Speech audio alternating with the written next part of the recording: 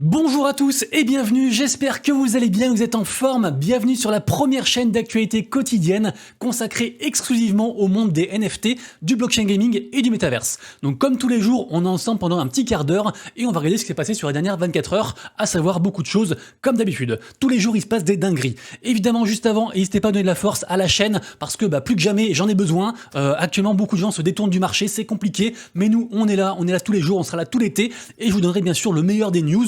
Donc merci beaucoup à tous ceux qui s'abonnent, tous ceux qui mettent des likes, des commentaires, des pouces en l'air, ça fait grave plaisir.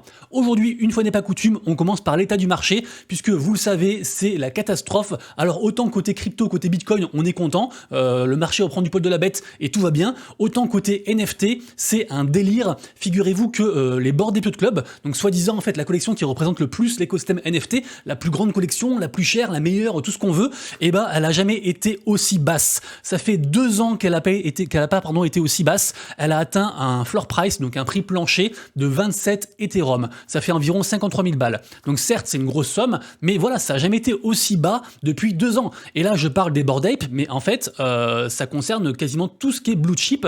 Donc les blue chips, c'est soi-disant les meilleurs NFT. Ils ont tous perdu vraiment beaucoup, sous forme de, en tant que floor price. Ils ont perdu des 20%, des 30%. Si vous n'avez pas vu ma vidéo de hier qui s'appelle fin des NFT, fin de l'âge d'or NFT, allez la voir parce que vraiment là, il y a 2 équipes, il y a 2 clans. Il y a ceux qui se disent ça y est, c'est la fin d'une ère NFT. On oublie tout ce qui est gros airdrop, NFT, image de profil, tout ça. Enfin, on oublie tout ça. Maintenant, c'est l'ère des NFT utilitaires et du coup tout le reste, ça part à zéro.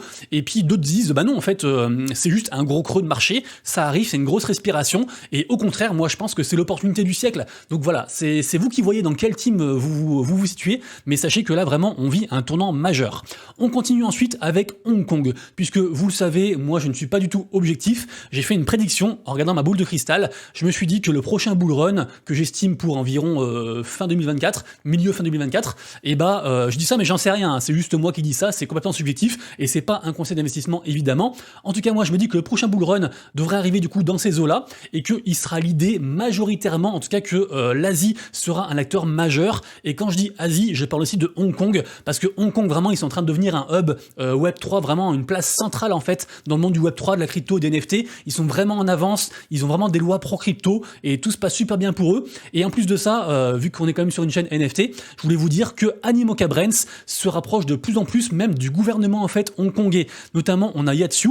Yatsu, c'est un des cofondateurs de Animoca Brands, qui est à la base un des plus gros fonds en fait d'investissement hongkongais consacrés au Web3. Ils sont multimilliardaires, c'est un truc de fou. Et en fait, ils ont été choisis par le gouvernement pour entre guillemets l'idée aussi pour aider à développer tout ce qui est Web3. Donc vraiment, moi je suis très bullish sur tout ce côté-là, et je vous rappelle bien sûr que Animoca Brands, ils ont fait une collection NFT qui s'appelle Mocaverse, et je suis également aussi très bullish dessus. Après bien sûr, NFA, Dior, faites vos recherches, et puis c'est pas un conseil financier, mais je trouve que là vraiment il se passe beaucoup de choses, et que tout se précipite dans cette direction.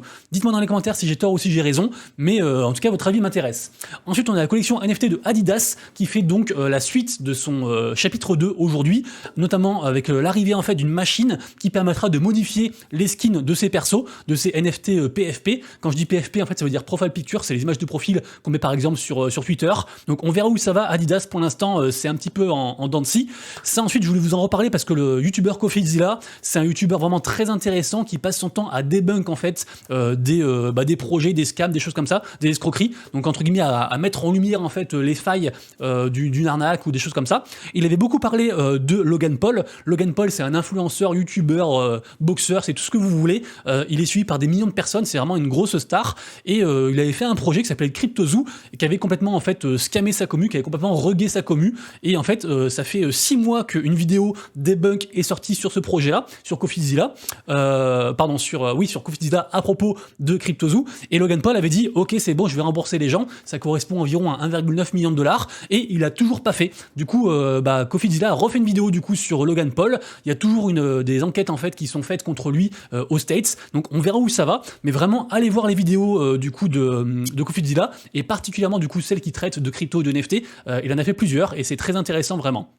On a ensuite une très jolie initiative de la part du Crédit Suisse, puisque ceux-ci lancent en partenariat avec l'association suisse de football féminin une collection NFT de 756 NFT sur Ethereum. Ça sortira du coup le 11 juillet, ce sera en vente exclusivement contre du franc suisse, et après évidemment les holders auront différents avantages, ils pourront recevoir des maillots signés, des choses comme ça, donc toujours intéressant de voir ce genre d'initiative. On continue ensuite avec une data très impressionnante, puisqu'on a une boîte en fait de sécurité qui s'appelle PeckShield, qui nous rapporte qu'il y a eu 2,27 millions de dollars de NFT volés en juin, en un seul mois. Donc quand je vous dis que les scammers ne prennent pas de vacances, vraiment c'est le cas. Plein de gens sont scammés. Dernièrement on avait eu la whale Machi Big Brother qui s'était fait voler tous ces NFT mecha du nouveau jeu des Bored Ape. On a eu plein de gens aussi qui se sont fait voler aussi d'autres Bored Ape, des Azuki, enfin plein de trucs. Il y a des scams tous les jours, donc vraiment faites très attention. Moi ce que je vous conseille, c'est que vous allez voir ma vidéo que j'ai faite sur la chaîne qui s'appelle Extension Wallet, un truc comme ça. Je vais vous la montrer directement là en live. Voilà, c'est cette vidéo aussi, là, la première, l'extension qui va changer ta vie. Je parle notamment à l'intérieur de l'extension Pocket Universe, qui va en fait générer un pop-up avant chaque transaction pour vous dire ce que va faire la transaction. Est-ce que c'est juste une signature sans danger, ou alors est-ce que ça va vous drainer votre wallet? Donc très intéressant. J'aborde aussi bien sûr d'autres solutions pour aider à vous protéger. Ça me permet aussi de rebondir sur le site Webassy, qui est un site donc gratuit qui va estimer le degré de sécurité de votre wallet, à savoir de low, medium à high, à élevé.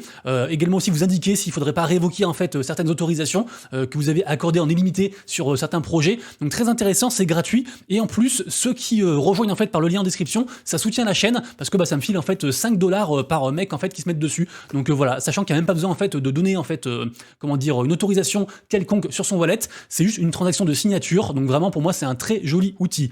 Pudgy Penguins, du coup préparez-vous pour le 8 juillet puisqu'il y aura un nouveau collectible qui va arriver qui s'appelle donc le costume banane. Donc voilà, ceux qui veulent voir ça, sachez que Pudgy Penguins c'est une collection vraiment qui prend de plus en plus d'ampleur, qui propose beaucoup de choses, tant au niveau du Web 2 que du Web 3, et vraiment je pense que ça fait partie des prochains blue chip de 2024. D'ailleurs la collection a bien remonté, là ils ont repassé au-dessus des 4 ETH, donc bravo à eux.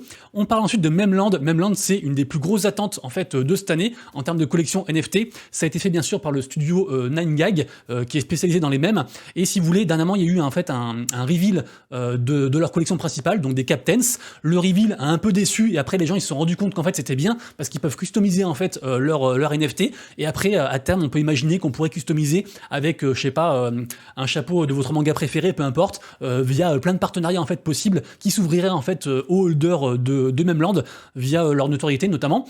Et ils précisent aussi que ceux en fait qui quittent le mode en fait, qui unstack leurs captains, qui les sortent en fait de leur équipage, parce qu'on peut aussi faire des équipages, et ben en fait ça les reset et ils ressemblent de nouveau à des bébés. Donc c'est normal du coup, si vous voyez des bébés en fait sur la marketplace, c'est juste qu'en fait les gens du coup s'en sont séparés, et du coup ça reset le design. Donc vous inquiétez pas, du coup tout va bien, et je trouve en soi, personnellement, je trouve que la mécanique est géniale, et vraiment 9gag et Memland, ils prennent des décisions très smart. Pour exemple, cette histoire là en fait, cette rumeur qui parle en fait de bugs au niveau des traits, au niveau des caractéristiques des NFT, et apparemment le truc a été reporté donc à l'équipe dirigeante, notamment aussi à 9gag CEO, celui qui est derrière la boîte 9gag. Et ils se sont dit en fait non, on va rien corriger, on va laisser les bugs exprès, comme ça en fait la commu, ils vont apprendre à déceler les bugs et à les reporter. Et en plus il y a aussi un système en fait de bounty, donc de récompense quand on trouve un bug, et ça fait finalement une sorte de programme marketing interne au projet, super intéressant, et je trouve qu'ils sont vraiment très intelligents. Et d'ailleurs pour finir aussi sur tout ce qui est écosystème Memland, je vous rappelle que Kungs c'est un des développeurs, un des mecs qui bosse de très près avec Memland, qui a aussi sa propre collection, et en fait ils se sont doxed, ils ont fait des photos d'eux en disant voilà je suis telle personne, allez lire du coup tout ce qu'il a écrit dans son Discord, parce que vraiment il a raconté sa vie, ses études, ses envies, ce qu'il a fait, avec qui il a créé des choses. Il révèle aussi qu'il est vraiment très pote, il est très proche de justement 9gag CEO, le fondateur de Memland. Ils ont fait un projet ensemble dans le Web 2, après ils sont partis ensemble, enfin bref, c'est vraiment très lié, et du coup toute une vague en fait est sortie de ça en disant voilà les gens se doxent en fait tour à tour, en prenant le même exemple en fait que lui avait posté sur ses réseaux. Je sais pas si vous avez tout compris, mais en gros Yoga Pets c'est son projet NFT qui arrive cet été, Allez voir, renseignez-vous, pour moi c'est du lourd. La collection Migos continue à bien avancer, ils ont carrément fait un teasing hier. Je rappelle que Migos c'est un des sous-projets de Blocksmith sur Solana. Ils ont fait aussi un espèce de jeu en fait sur lequel on peut gagner des whitelists, et c'est aussi je pense un projet à surveiller. Regardez-moi ça, quand même 907 likes par rapport au teasing. Donc voilà, on attend la prochaine collection en tout cas qu'ils vont faire, et pour moi c'est aussi un projet assez lourd. Cyberkongs qui est aussi un projet assez lourd, décidément il y a beaucoup de projets assez lourds aujourd'hui. À la base c'est une collection NFT sur Ethereum qui marche bien, très ancienne, avec beaucoup d'OG, notamment dans les OG, on a aussi des mecs de chez Memland, avec Kungs, etc. Et en fait, prochainement, ils vont faire une prochaine collection qui s'appelle Genkai Cyberkongs. On peut essayer de choper quelques whitelists, et juste pour vous dire que c'est pareil aussi, ça c'est un truc qu'il faut regarder. Je sais qu'ils ont aussi fait un partenariat avec Animoca Brains, d'ailleurs, digression, Yoga Pets et Kungs ont aussi fait un partenariat avec Animoca Brains, dont j'ai parlé au début par rapport au hub hongkongais. On voit bien que tout est lié. Alors Ether, du coup, le projet dont je parlais juste avant, avec le mec là qui du coup disait du bien et puis le lendemain disait du mal, sachez que c'est un petit peu compliqué ce qui se passe. Normalement là, en fin de semaine, on est censé avoir le mint public. Finalement, ils ont réduit la supply, ils ont changé quand même beaucoup de choses. Là, ils ont fait un divisé par 2. Je pense qu'ils se sont rendus compte que le prix était trop cher, parce que le prix de la public, ce sera 0,65 ETH, ce qui est très élevé. Donc on verra où ça va, Ether. On a aussi appris qu'il y avait eu de la manipulation et du wash trading par rapport au premier mint. Donc à voir, sachant que de base, je vous rappelle que derrière ce projet, on a les gens en fait de Spirit DAO, qui est donc un des plus puissants DAO en fait du clan Azuki, avec des grosses whales dedans. Donc voilà, c'est compliqué, c'est compliqué. N'oubliez pas que par rapport à l'exchange BingX, vous avez encore, je crois qu'il reste 15 places, 14 ou 15 places. Vous avez juste à vous inscrire sans rien déposer, sans rien trader, et vous aurez 20 $ offerts par la plateforme dans une semaine. Vous avez juste ça à faire, à passer par le lien en description. Donc n'hésitez pas à le faire, hein, ça mange pas de pain. Évidemment, comme tous les jours sur mon compte Twitter, je vous partage un post que je fais dans la matinée qui recense les NFT du jour les plus hypés selon moi, en tout cas ceux qui peuvent le plus bouger. Donc aujourd'hui, en mint du jour, on a le mint de Legends of League of Guardians, qui est donc une collection, c'est pas un jeu, contrairement à ce qu'on pourrait croire, c'est une collection PFP artistique qui mêle à la fois, on va dire, fantasy et science-fiction. Il collabore notamment aussi avec un artiste qui a bossé pour Marvel. Il y a aussi la collection Anmil, qui est donc une collection en fait pour les créateurs de contenu autour de la nourriture, et c'est assez intéressant aussi. C'est un petit projet, mais je trouve ça intéressant, c'est pour ça que je le partage. Et on a aussi le projet Blocksys, qui est un free mint sur des PFP robots générés par l'AI. Assurez bien sûr Artefact, on en parle juste après dans la partie gaming, parce qu'ils ont sorti un teaser, une dinguerie. Bien sûr aussi sur Bitcoin, toujours la collection Ordinal Maxi Bees, qui continue à faire des volumes complètement crazy, vraiment c'est ouf. Je me demande s'il n'y a pas de la manipulation, parce que vraiment les volumes sont dingues quoi. Mad Lads sur Solana, qui pour moi est la meilleure collection sur Solana actuellement, en tout cas celle qui a le plus de potentiel, qui redescend à 83 sols. Clénosaur, très grosse collection aussi, qui continue sa baisse à 42 sols. La collection Woonen sur ETH, qui continue à monter tranquillement. Franchement, la courbe est vraiment sympa à regarder. Allez voir. Et puis Adidas, du coup j'en parlais, vu qu'ils ont un event aujourd'hui, ça pourrait bouger de ce côté-ci.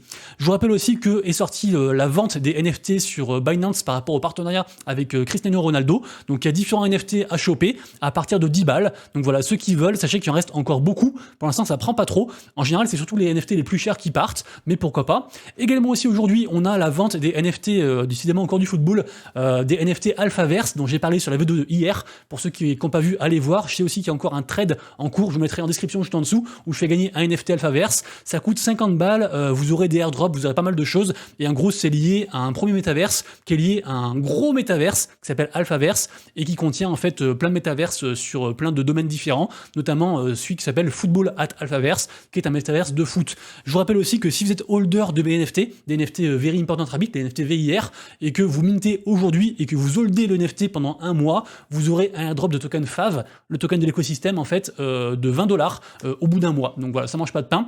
Et pour finir aussi, à surveiller la collection Olfa du studio NFFST, un truc comme ça. En gros, j'imagine que c'est le plus gros studio en fait sur Polygon. En tout cas, c'est celui qui fait le plus de collections qui marchent. Ils sont un petit peu à cheval entre Polygon et Solana. Là, ils ont fait un airdrop à tout le monde. Je crois que l'airdrop il coûte environ 100 matic, donc ça fait plaisir. Et voilà, on sait pas encore trop à quoi ça va servir, mais en tout cas, ils ont commencé à proposer une sorte de retour sur investissement à la commu. Et c'est vrai que Olfa était monté jusqu'à 4000 matic. Après, c'était redescendu à 1006. Et là, ils sont repassés au-dessus des 2000 matic. Donc pour moi, ça reste une des collections phares à regarder sur Solana. Pardon, sur Polygon. On passe ensuite à la partie blockchain gaming avec l'information majeure du jour, c'est bien sûr le nouveau trailer de Artefact. Je vous rappelle que Artefact est une boîte Web3 qui a été rachetée par Nike. Nike, en ce moment, ils ont le vent en poupe, même s'ils se sont un petit peu chiés entre guillemets par rapport à l'expérience Clonix. Le côté Swoosh, donc leur plateforme Web3, marche très bien. Et je vous rappelle qu'en fait, les Clonix, ils avaient reçu un œuf, un Animus, et que en fait, le projet Animus est vendu comme le plus gros projet gaming en fait de tous les temps, limite, une sorte de Pokémon dans le métaverse, un très gros truc. Et donc là, on a un trailer en fait par rapport à tout ça. Évidemment, la collection a pump par rapport à ça. Les Animus, ils étaient environ à 0,30, ils sont montés à 0,60. Après, ils sont redescendus un peu. N'oublions pas que normalement, il devrait y avoir une vente publique, parce que pour l'instant, il n'y a pas encore eu de vente publique. Et normalement, il devrait y avoir genre 10 ou 20K NFT à vendre. Donc voilà, on ne sait pas trop si c'est un teasing pour quelque chose de très court terme ou de très long terme. Ce qui est sûr, c'est qu'en général, Artefact, ils prennent leur temps, mais ça reste une nouvelle majeure qui du coup a fait beaucoup bouger la collection et qui remet l'accent dessus. Pour moi, c'est un très joli projet en tout cas. Le MoveTurn Walken, qui est un MoveTurn qu'on peut faire gratuitement pour ceux qui veulent, ont créé en fait un wallet dédié juste pour eux. Alors juste pour eux, en tout cas pour leur écosystème. Après, j'imagine que bien sûr ils vont pouvoir l'expatrier entre guillemets, si je puis dire. En tout cas, c'est un wallet compatible sur différentes blockchains. C'est intéressant. Ça s'appelle du coup Kazark et on peut désormais s'inscrire pour la version bêta du projet du wallet. Donc pourquoi pas. Il y aura aussi un token en fait lié à Kazark. Donc peut-être que ceux qui s'inscriront auront un airdrop, je sais pas. Pourquoi pas en tout cas. Walken, ça marche toujours, hein, mine de rien, ça marche toujours. Chapman Tactics, je vous rappelle que c'est le premier projet NFT de Ubisoft. Ils ont commencé à sortir le Discord, le Twitter et tout ça. Donc un conseil, faites ce que vous voulez, mais rejoignez. Pour moi, c'est un projet vraiment très attendu qui pourrait vraiment bousculer les codes parce que c'est vraiment une boîte Web 2 en fait qui assume leur arrivée dans le Web 3, un peu comme ce que fait aussi Square Enix finalement avec différents projets NFT, notamment aussi leur projet Symbiogenesis. Je sais aussi qu'il y a Sega aussi qui va arriver, qui avait aussi fait un partenariat avec la blockchain Oasis, la même blockchain que pour le jeu Chapman Tactics. Donc voilà, faites ce que vous voulez, mais pour moi, c'est un truc qu'il faut vraiment regarder très régulièrement. On a ensuite la sortie de Abyss World, donc l'alpha test. Donc Abyss World, du coup, j'ai une petite vidéo juste en dessous ici pour vous montrer. Alors malheureusement, c'est ouvert que à ceux qui ont des NFT. Les NFT actuellement, ils coûtent 0,19. Après, peut-être qu'il y a moyen d'en choper un en faisant une offre à genre 0,12, 0,13. Pourquoi pas? Ce qui est sûr, c'est qu'il y aura beaucoup de récompenses. Déjà, tous ceux qui participent, ils auront un NFT offert. Et en plus, il y a aussi token à gagner, pas mal de choses. Il y a aussi un leaderboard. Donc vraiment un truc à tester, je pense. Ça reste un joli projet. Et il y a en gros une fenêtre de 1 semaine pour tester le projet. Donc le projet Necro, projet très sympa aussi, a sorti son jeu. Alors de ce que j'ai compris, c'est un peu une sorte de casino. Ils appellent ça le Degen Spin Beta. Ça se passe sur Solana. Et de ce que j'ai vu dans les vidéos, en gros les gens ils évoluent sur un arbre et puis ils peuvent multiplier leurs gains par 3, 0, tout perdre, par 10, peu importe, il y a pas mal de choses. Donc allez voir, pourquoi pas. En tout cas, c'est une collection qui est sortie il n'y a pas si longtemps que ça, Necro. Elle est actuellement à 6,4 soldes de floor price. Et on finira la vidéo du jour aujourd'hui avec le projet Winkyverse, qui est un projet de métaverse éducatif qui a été fait par le créateur du premier robot éducatif pour enfants, IRL. Et là, du coup, ils introduisent en fait les académies. Donc, je vous rappelle que Winkyverse, en gros, ça se passe genre dans 3000 ans, un truc comme ça. Et c'est vraiment pour éduquer à la fois les petits et les grands sur la blockchain, mais pas que, sur plein de trucs différents. Et donc là, on a les premiers outils, entre guillemets, pour éduquer, pour favoriser l'éducation dans ce métaverse-ci. Pour moi, c'est un projet très sympa. Ils prennent leur temps, ils font les choses étape par étape, mais je suis ça attentivement. Les amis, du coup, c'est tout pour moi. J'espère que vous avez kiffé la vidéo du jour. C'est le cas, bien sûr, pensez à donner de la force en vous abonnant, en mettant un petit commentaire, un petit like. Et puis nous, on se retrouve donc dès demain pour la prochaine vidéo. Et bien sûr, d'ici là, prenez soin de vous, de vos proches et de vos wallets. C'était Monsieur Rabbit, des bisous. Ciao.